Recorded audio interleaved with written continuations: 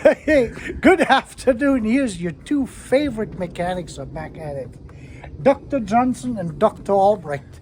And we will be working on Clay's car today, and we're going to do the cold start valve. And then Dr. Johnson will explain to us and show us on how we're going to test for the total harmonic distortion on the cold start valve.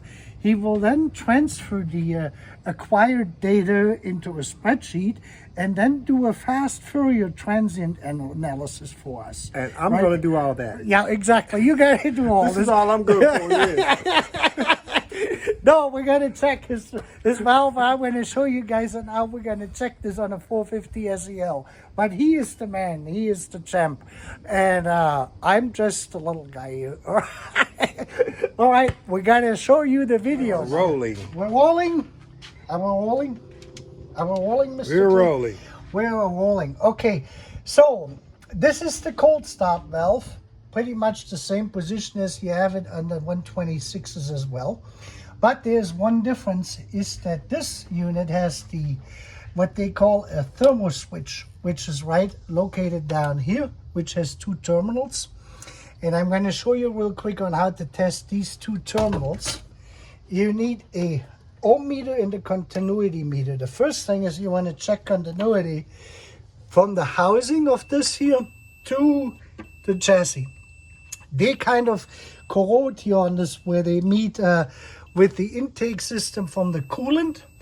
And then we're going to test to ground. Show this here. We're going to get the ground here, from here to here. And this is pin number, what they call W, to ground 275 ohms. We should have 270, that is good. And the other pin is G, like Geo. We should have 62 ohms and we have 62.5 ohms. So that is good. This switch is okay. And we check the wiring between here and here, which is good. And we have 12 volts when the ignition is turned on. And the other wire is also good between here and here. And earlier, which we did not video, we took the valve out. We just lifted it out. We took off the connector and we applied 12 volts to these two. This is a 12 volt valve. This can take 12 volts. It is powered by 12 volts. So the switch, it's a switch, not a sensor. And then we turned on the fuel pump. We took the fuel pump relay out, which is in here. I'm not going to show this. You guys who have the cars, you know the fuel pump relay sits here. And we bridged the two top contacts, which are 1 and 2. That sprayed then out whatever was in there. It was first rusty brown, then came the yellow from the old fuel, and now it is all clear with the new fuel. And we have an excellent spray pattern. And when this, our cold start system on Clay's car is good. And can we show this here? The way the system works is basically from 60 degrees Fahrenheit, which is 15 degrees Celsius, this switch here will start to activate, and they said on the switch plus minus 3 degrees. So it could be a little bit earlier. It could be at 18 degrees Celsius. It could be only at 12 degrees Celsius, somewhere in that range.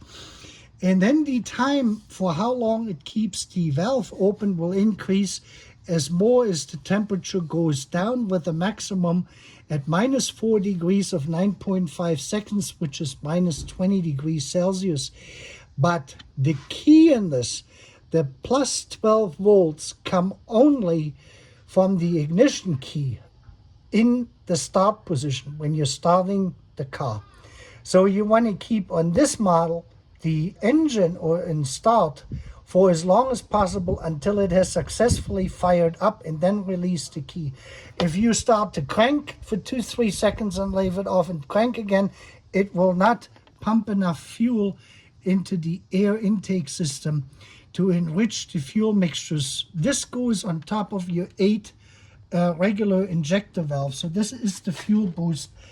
If you have, now you want to show my car, the 126 second generation, we have the cold start valve in the same position.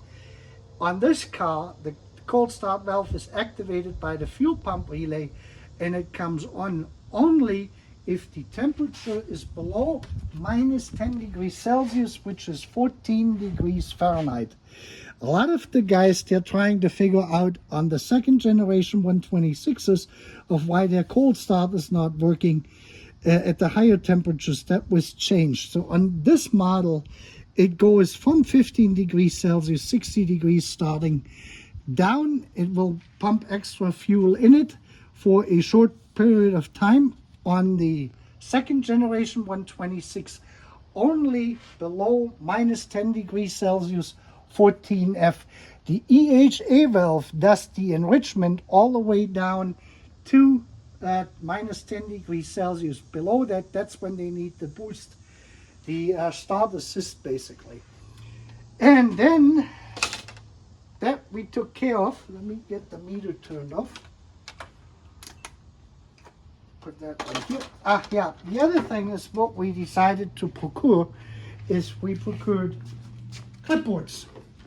In America, you're an absolute nobody, unless you have a clipboard and a business card, right, Clay? That's right. Yeah, or you can spin a basketball successfully. It's either one of those.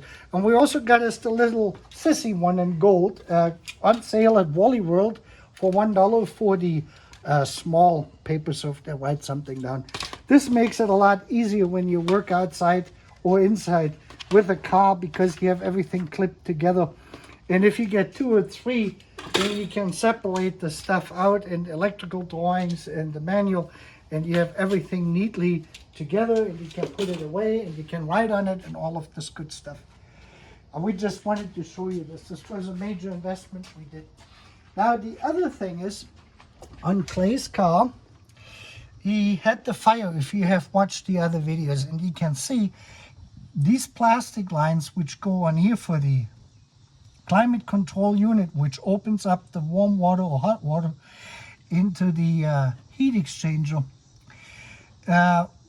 will basically, they got cooked. They got pretty badly burned. Can you see that? Mm-hmm. You can see this. So we had 4 of them, which really had taken a brunt on this. So we replaced this with the small vacuum hoses. I just clipped them out. And now the problem is that this rubber piece here, which connects to this base unit, has leakage because this rubber is getting hot. And the screw, which is back here, I don't know if you can show it now, which is in here. You can see it? Yeah. We put a new screw in here. This has to work with the vacuum, that you don't have a vacuum leak. And then we can actually start and see if we can get the car to heat up properly. We started treating this rubber today with the silicone spray, with this here.